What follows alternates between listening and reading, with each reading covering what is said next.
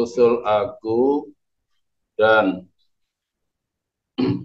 bedanya si aku dan keakuan.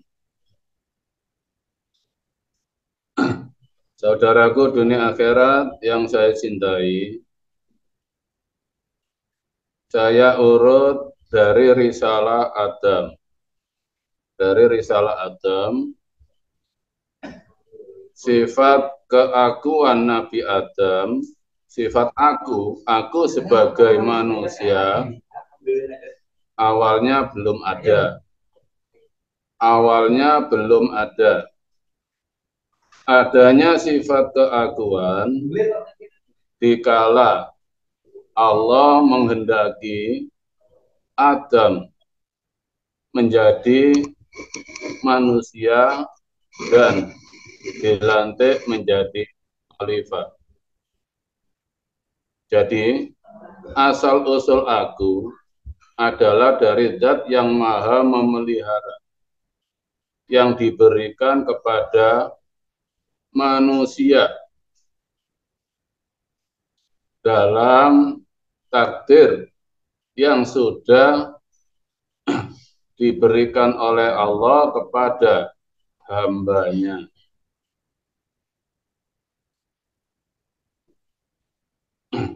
Dan Allah memberi sifat keakuan pada Adam diawali dengan ayat wa id qala lil malaikati inni ja'ilun fil ardi khalifah. Di waktu Allah mengumumkan kepada para malaikat bahwa aku Allah akan menjadikan Adam sebagai khalifah di bumi.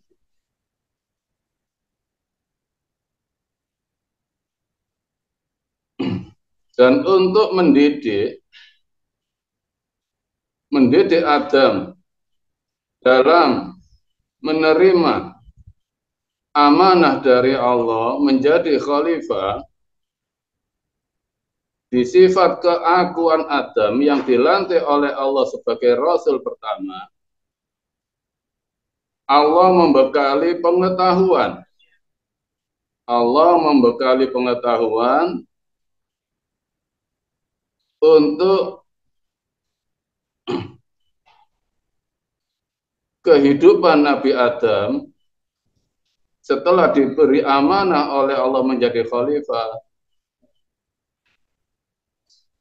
sebagai hamba keakuan yang menghambakan diri kepada zat yang maha kuasa. Dengan cara Allah memberi pengetahuan wa 'allama Adamal asma'a kullaha. Jadi sifat keakuan itu dari Allah diawali dengan pengetahuan dari Allah. Dan semua anak Adam mengenal keakuan dirinya itu pun dari pengetahuan yang diberikan oleh Allah pada anak-anak Adam. Nah, pengetahuan ini tidak diberikan Allah kepada selain Adam dan anak cucunya. Karena di situ wa'allama Adamal asma'a. Nabi Adam setelah diberi keakuan menjadi Rasul, di situ Nabi Adam diberi pengetahuan atas asma, sifat-sifat kemahaan Allah. Biar Nabi Adam saat ini sampai ke depannya dalam membawa akunya tetap bersama Allah, tetap bersama yang maha memelihara, tidak bersama jabatannya, tidak bersama pengetahuannya. Makanya Nabi Adam diawali oleh Allah dengan mengenal kemahaan Allah. Wa 'allama Adamal asma'a kullaha. Semuanya. Jadi di situ briefing peringatan untuk Nabi Adam, kamu akan saya jadikan khalifah. Saya memberikan pengetahuan kepadamu Adam dengan asma'akullah, nama-nama, asma'ul husna, kemahaan Allah.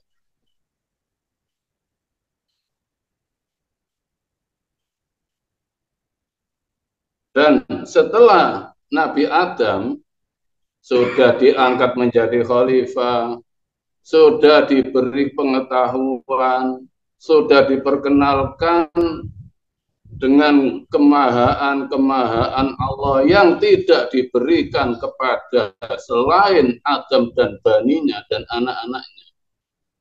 Malaikat pun tidak diberi pengetahuan. Iblis hanya diberi sifat aku, tapi tidak diberi roh. Iblis hanya diberi sifat keaguan, tapi tidak diberi oleh Allah wa'allamal asma, tidak mengenal kemahaan Allah, hanya mengenal keaguannya. Itu bedanya Nabi Adam dan baninya dengan iblis. Kalau kita anak Adam mengenal keaguan dan mengenal kemahaan Tuhan. Kalau iblis hanya mengenal keaguan, tidak mengenal kemahaan.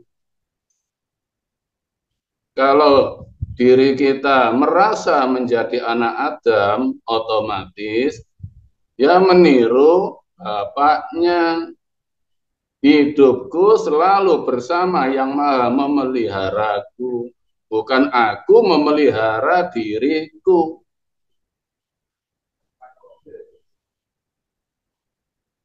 Itu keistimewaan anak Adam. Malaikat tidak punya aku dan tidak mengenal kemahaan, hanya fungsi aja. Difungsikan oleh Allah untuk jalan Allah membimbing hati manusia. Itu fungsi malaikat.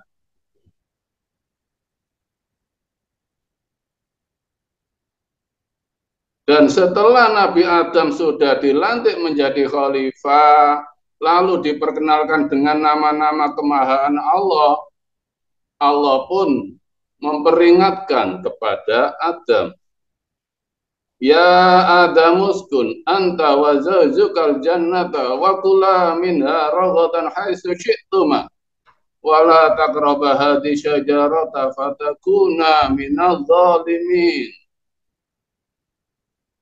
Hai Adam, bertempatlah kamu di surga.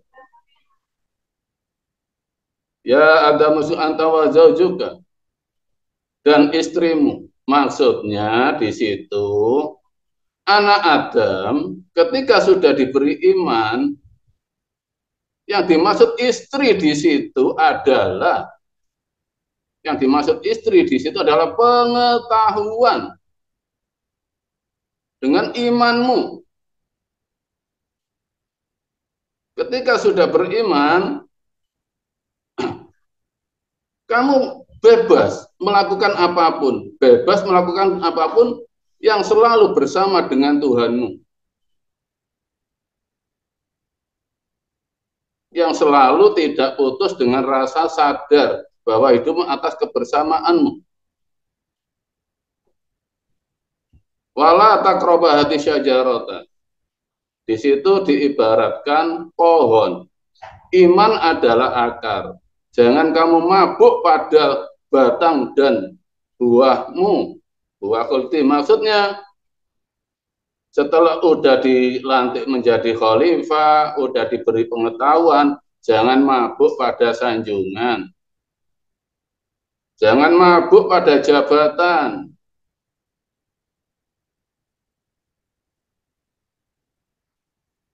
Namanya pengetahuan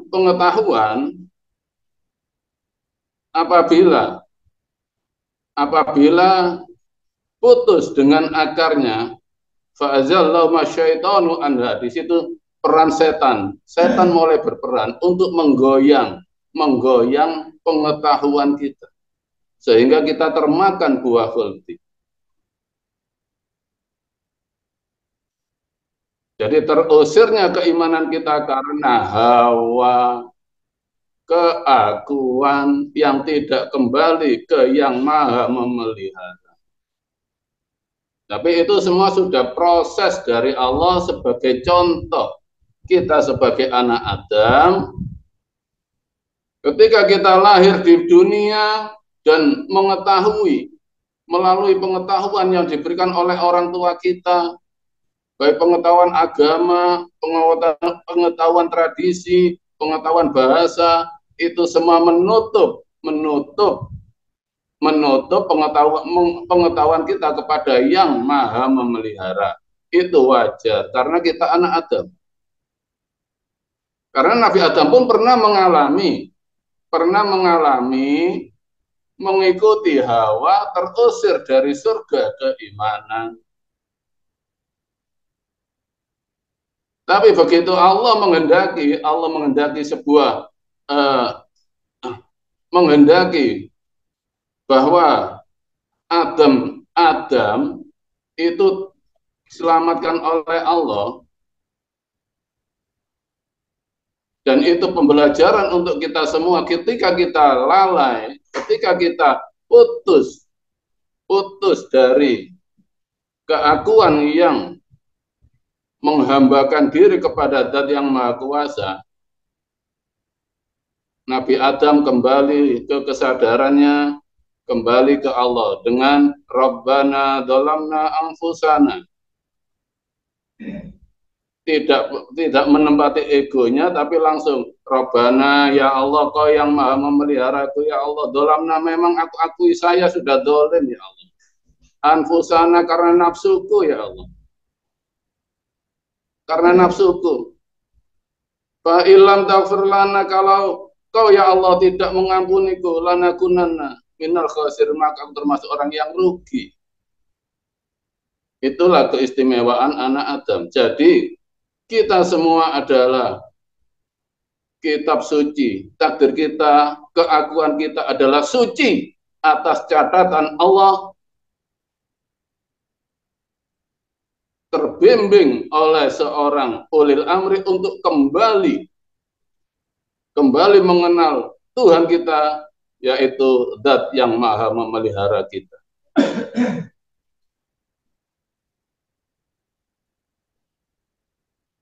Kitab kita adalah suci. Keakuan kita ini adalah pemberian Allah. Aku kita ini adalah suci. Ketika sadar untuk kembali ke yang maha memelihara, yang menghendaki kita hidup. Itu catatan singkat risalah Adam. Lalu risalah Nabi Musa. Di saat Nabi Musa ini yang ada dalam Al-Quran, bukan dongeng kitab selain Quran. Risalah yang ada dalam Al-Quran, tidak dalam cerita selain Al-Quran. Risalah Musa. Di saat Nabi Musa haus dan umatnya dikejar-kejar oleh Fir'aun, haus, di situ Nabi Musa menggunakan tongkatnya. Maksudnya, dikala kita ini tidak diberi oleh Allah kefahaman, tidak diberi Allah pengertian, yang kok sulit ya, seakan-akan menuju Allah sulit, gunakan tongkatmu, lurusmu menghadap Allah. Fanfajarat fadrib bi asokal hajar. Pukulkan tongkatmu. Percaya kepada Allah. Tancapkan rasa percaya kepada Allah. Hanya Allah yang mampu menolong. Hanya Allah yang aku sembah. Disitulah fanfajarat min husnata asrata aina. akan keluar 11 sumber dari hati kita yang diibaratkan oleh Sunan Kalijaga tembang mocopat. 11 sumber. Mas Kumambang Mijil Sinom Kinanti Asmarandono Gambo Dandang Gula Pangkur Durmo Megatro Pucung. Itulah ungkapan dari Sunan Kalijaga. Bingungmu, gimana hidupmu? Tancapkan rasa percayamu ke Allah. Tongkat Nabi Musa. Idrib biasa hajar. Kalau kamu masih bergantung dan bersandar kepada kemampuan otakmu, hancur keselamatan dunia akhiratmu. Kalau tidak kau tancapkan rasa percayamu. Fan fajarat min husnata asrata aina. Akan keluarlah dari kebingungan kita, mijil, lahirlah keimanan. Sinom, tahu langkah ke depan. Nanti hati kita selalu terbimbing oleh hidayah-hidayah dari Allah. Asmarandono, semakin cinta kita kepada Allah, semakin mantap mempercayakan hidup kita kepada Allah. Tapi kalau urusan kekuasaan, urusan tauhid kita, hidupkan pikiran kita, hancurlah keselamatan kita.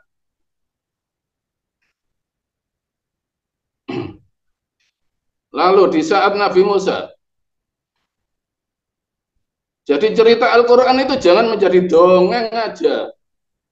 Ciptakan ketauhidan pada diri kita. Bedah. Al-Quran bukan hanya untuk dibaca. Bukan hanya untuk dongeng. Tapi untuk perilaku ketauhidan kita. Diibaratkan Nabi Musa bingung cari air, haus. Tancapkan lurusmu kepada Allah. Aqimi sholata lidzikri. Lurus kepada Allah untuk sadar bahwa Allah lah yang mampu menolong kita. Muncullah sumber kemurnian untuk bertuhan.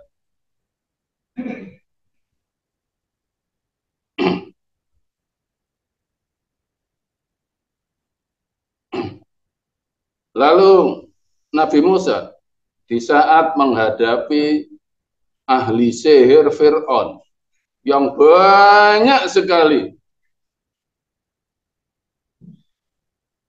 Maksudnya gimana? Kita dalam menjalani tauhid menghadapi sihir-sihir dunia yang banyak sekali. Kebutuhan ekonomi dan macam-macam. Itulah sihir-sihir dunia. Pengetahuan-pengetahuan dunia semuanya sihir. Karena kalau tidak jelas tongkatnya, lurusnya kepada Allah, kafir sampai mati.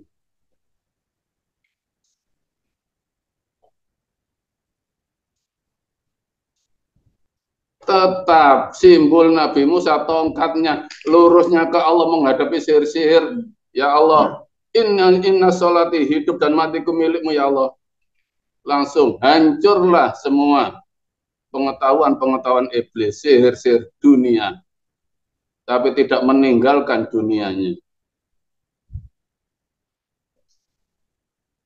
Keakuan yang terbimbing pada keimanan ketika bersandar dan bergantung kepada yang maha memelihara. Jadi tidak hanya dibaca serunya ceritanya, umpama ini divisualkan, tukang sihir Fir'aun menciptakan ular kecil-kecil dibuat komik, lalu aduh dongeng, kapan menjadi keimanan. Dunia ini loh dunia sihir.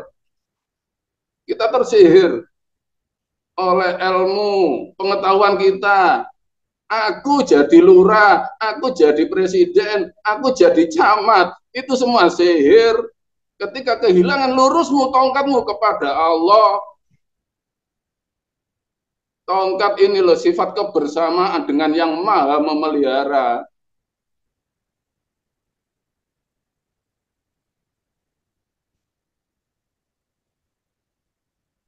Jangan hanya muncul tongkatnya terbuat dari pringapus apa kayu jati ya. Ngapain? Lurusmu ini loh tongkat.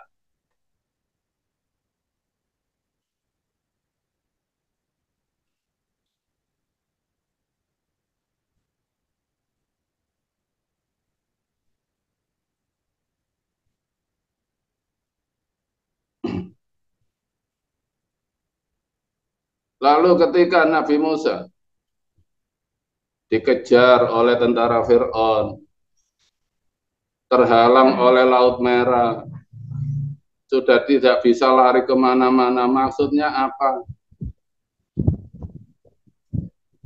Kita diberi keakuan oleh Allah hidup ketika kita belum menemukan iman, menemukan yang membimbing diri kita, bagaikan menghadapi bahaya maut yang tak terselamatkan. Pengetahuan kita tidak mampu menolong kita.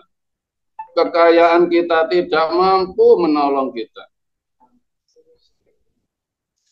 Jabatan kita tidak mampu menolong kita.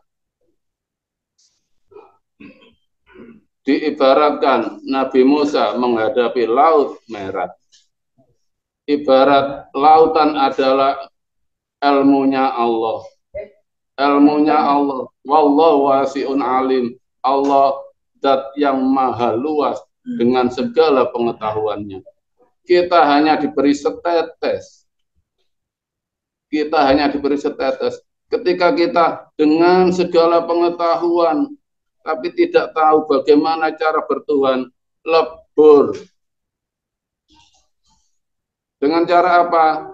Lurusmu menuju Allah, bangun tongkatmu untuk membedah semua pengetahuan kita untuk dekat kepada Allah. Terciptalah jalan menuju keselamatan. Jadi maksudnya diberi pengetahuan apapun diri kita, jangan bersandar pada pengetahuan. Diperjalankan dengan syariat apapun diri kita, lakukan, tapi jangan kau yakini syariat yang menyelamatkan. Pengetahuan untuk lebur, untuk memegang lurusnya kepada Allah, terciptalah jalan keselamatan bagi kita semua. Dan disempurnakan dengan risalah Rasulullah Muhammad Sallallahu Alaihi Wasallam. Karena yang menyampaikan risalah para Rasul itu Rasulullah di dalam wahyunya. Jadi Rasulullah itu penerus, sebagai penerus risalah Adam sampai Nabi Isa disempurnakan di Rasulullah. Kita nggak pernah mengenal risalah Adam tanpa ada keterangan dari Rasulullah. Kita nggak akan pernah mengenal risalah Nabi Ibrahim, Nabi Soleh, dan Nabi Nuh, dan lain-lainnya. Jadi di Al-Quran sangat jelas bahwasanya Rasulullah itu meneruskan risalah para Rasul.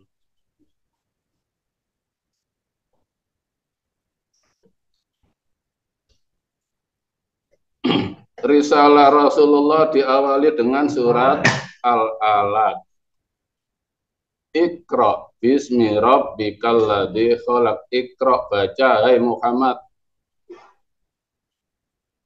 Aku yang menjadikan keakuanmu. Maksudnya keakuan Rasulullah, yaitu Rasulullah menjadi Rasul. Iqra, baca. Bacalah hai Muhammad.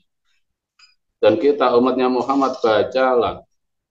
Jangan lupa, aku yang menciptakan keakuanmu. Keakuan Mas Dede, keakuan Pak Sukar, keakuan Pak Haji Yaman, keakuan Pak Madenur. Iqra, baca. Jadi misalnya Pak Madenur sekarang jadi presiden Amerika, itu keakuannya atas kehendak Allah. Pak Osman sebagai Menteri Kehutanan, aku Menteri Kehutanan, keakuan karena diberi Gusti Allah, diberi Allah. Iqra, baca. Mas Marsudi sebagai pengusaha langit, aku pengusaha langit, keakuanmu karena diberi Allah.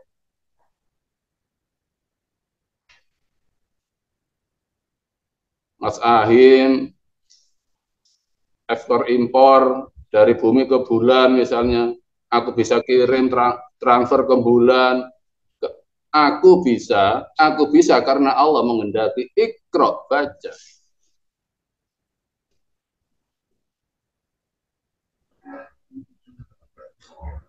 Jadi Rasulullah sebelum dilantik menjadi Rasul untuk menghadapi umatnya, Rasulullah dididik oleh Allah di Gua Hira melalui surat Al-Alaq. Iqra, baca Muhammad. Kamu nanti menjadi Rasul, kamu nanti diikuti banyak orang, kamu nanti disanjung orang. Iqra, baca. Membacanya dengan gimana? Bismi Rabbika. Hiduplah selalu bersama kemahaanku, bukan bersama jabatanmu. Karena Rasulullah menjadi Rasul atas kemahaan Allah. Allah yang memilih. Kalau Allah nggak memilih, ya nggak jadi apa-apa. Pak Suradi, kalau Allah nggak memilih, nggak menghendaki keakuan hidup, nggak dikasih pekerjaan, ya nggak jadi apa-apa.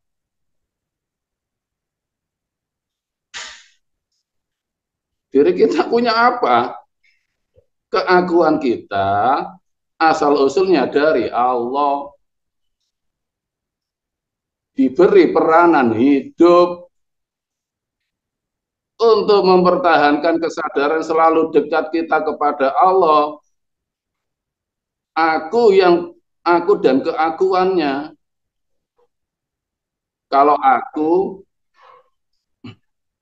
untuk sadar. Keakuan sifat iblis. Untuk tidak seperti iblis, selalu istiqomah iman kita nggak pernah goyang.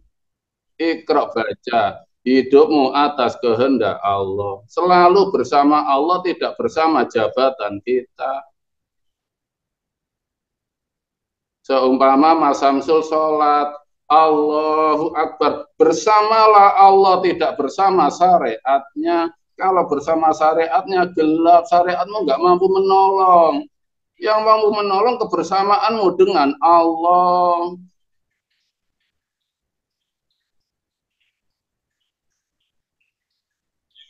Itu yang membuat keakuan yang nggak sadar. Hidupnya bersama dengan agamanya, hidupnya bersama dengan ilmunya, hidupnya bersama dengan bahasanya, tidak pernah bersama dengan yang maha memelihara. Iqra bismi rabbikal ladzi khalaq. Baca. Hidupmu selalu bersama yang maha memeliharamu. Alladzi khalaq, yang sudah menciptakanmu. Terjaga keselamatan kita. Keakuan yang terjaga keselamatan. Wajib punya aku. Nah, keakuan kita adalah amanah dari Allah untuk bisa dipercaya oleh Allah. Disitulah sifat dasar Rasulullah, sidik fatona amanah, iqra bismi rabbikal ladzi khalaq. Baca, jujur, dengan selalu bersama Allah, jujur. Jabatanku, hidupku, matiku atas kehendak Allah, selalu bersama kemahaan Allah.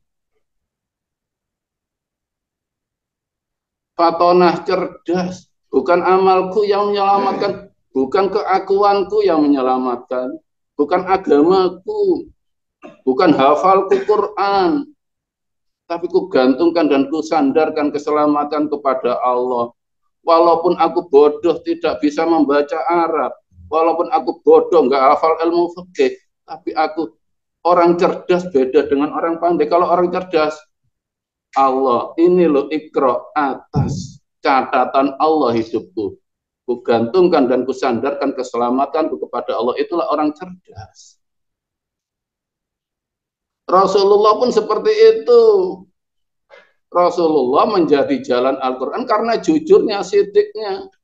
Aku nggak mampu hidup, tapi aku hanya diberi hidup dan difungsikan oleh Allah. Allah yang memanfaatkan hidupku sebagai Rasul. Aku hanya menyampaikan. Aku tidak pernah bermanfaat, tapi Allah memanfaatkan diriku.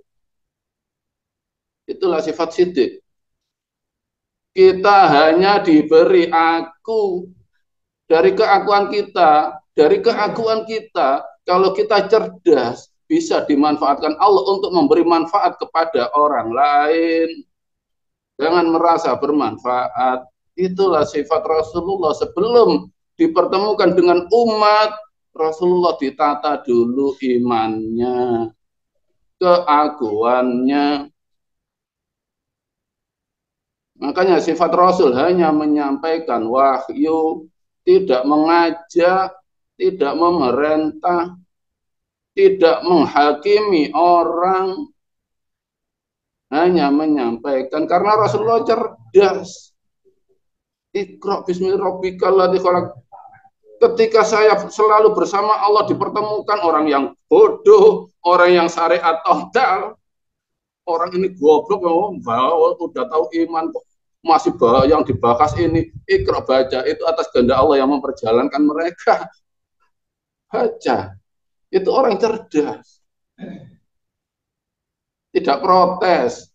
Apapun yang dihidangkan oleh Allah tidak protes, karena hidupnya melangkah ke depan menuju Allah sampai mati. Itu sifat Rasulullah. Dari satu ayat Iqra bismi rabbikal ladzi khalaq.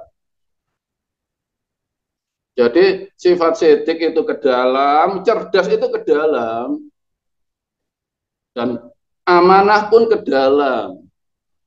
Amanah itu bisa dipercaya Allah, tidak percaya diri. Maksudnya, misalnya Kang Tomo setelah memberikan tausiah, wah, lalu tausiahnya bicaranya bagus, indah, diterima orang. Kalau amanah tidak mengenang jasa yang tidak mengenang jasa-jasanya.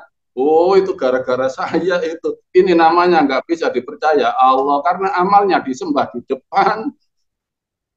Oh, saya berhasil. Nggak apa-apa saya berhasil, tapi kembalikan keberhasilan itu karena ke atas kehendak Allah. Jangan pernah merasa berprestasi di dalam hidup ini ketika kita bisa membimbing iman seseorang. Sinom, kalau tembangnya sinom. Iman itu selalu mudah, selalu ke depan, tidak ke belakang. Mas Dede sholat duha, katanya kalau wudhu airnya menetes, itu satu tetes menjadi malaikat 70. Lalu berapa tetes? Satu kali ambil. Wah, ini 70 kali 1000. Wah, ini mendoakan saya ke surga. Ngayal. Itu namanya nggak bisa dipercaya oleh Allah, nggak amanah, nggak cerdas. Masa keselamatannya disandarkan pada tetesan air? Masa keselamatannya disandarkan pada pahala? Orang iman, orang amanah itu tidak mikir pahala. Karena keselamatannya sudah sampai mati sudah diberikan kepada Allah. Udah ada nggak total pahala, itu amanah baru dipercaya oleh Allah. Rasulullah nggak pernah mengenang jasa, itu nggak pernah. Sinom kalau tembang Sunan Kalijaga selalu ke depan. Ihdinas siratal mustaqim. Allah selalu memberi hidayah untuk jalan ke depan, tidak ke belakang. Kalau belakang ini kita kenang terus, kita menyembah amal, inilah neraka kita. Aku menyembah aku menyembah prestasiku, terjebak pada prestasi amal.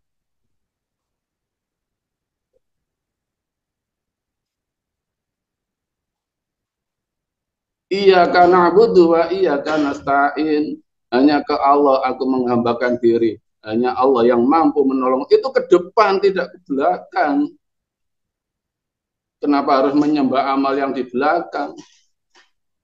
Kembali lagi, Iqra bismi rabbikal ladzi khalaq. Allah alladzi khalaq.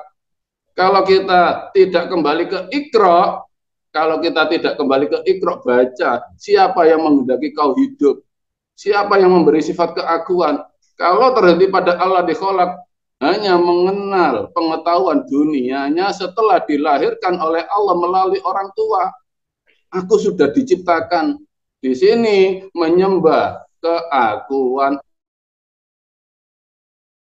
Aku orang Islam, aku orang gini gini gini, tidak kembali baca siapa yang menghendaki keakuanmu sebagai orang Islam itu siapa? Kok menyembah Islamnya? Kembalilah ke Iqra, baca siapa yang menghendaki kau hidup? Siapa yang menciptakan keakuanmu? Kalau ke Allah dikholak saja hanya menyembah keakuan.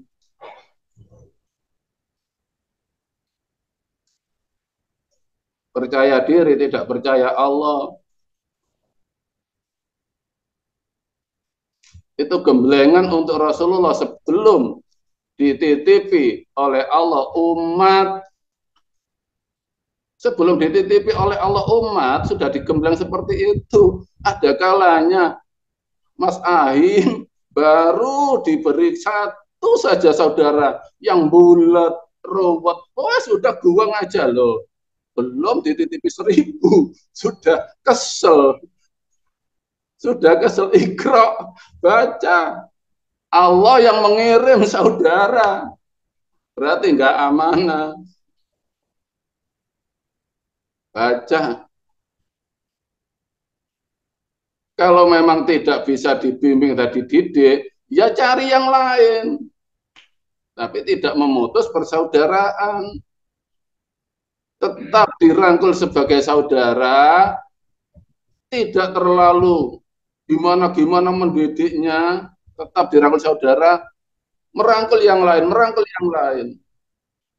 Tapi tidak memutus persaudaraan. Itu amanah, bisa dipercaya oleh Allah ketika dititipi oleh Allah saudara. Karena inna hudallahi huwal huda. Hidayah haknya Allah. Kalau kita nggak sabar, karena kalau kita nggak sabar, wala ini tabak ahwa ahum, kalau kamu tetap menuruti rasa nggak terimamu, hawamu, ba'dalladzi ja'aka minal ilmi, setelah Allah memberikan pengetahuan kepadamu, katanya sifat terminal dari semua ilmu, entah itu jadab, warok, tasawuf, apapun, puncaknya pada hamba. Puncaknya pada hamba. Kalau kita wala ini tabata ahwa ahum, penghambaan kita ternyata putus karena hawa. Hawa. Padahal tahu mengetahui, sudah mendengar keterangan puncak dari semua adalah hamba. Kan? Oleh Allah dilempari satu kasus walani tabat awam padahal sudah diberi oleh Allah pengetahuan, kok tetap memakai egonya. Wah ini nggak layak, buang. Malaka, tidak ada pertolongan untukmu dari Allah. Miwali yang dari diakui imanmu oleh Allah. Wala nasir, dan nggak ada pertolongan. Karena kecuali kalau kesalahannya fatal. Fatal maksudnya membuat fitnah. Dia hanya bertanya. Dia hanya melempar. Belum fatal. Masih bisa dirangkul jadi saudara. Amanah. Itulah yang membuat persaudaraan kita nanti besar. Kalau kita semua sudah bisa dipercaya oleh Allah. Karena tabligh hanya menyampaikan, semua ke dalam, sidik, fatona, amanah ke dalam, tabligh hanya menyampaikan. Ketika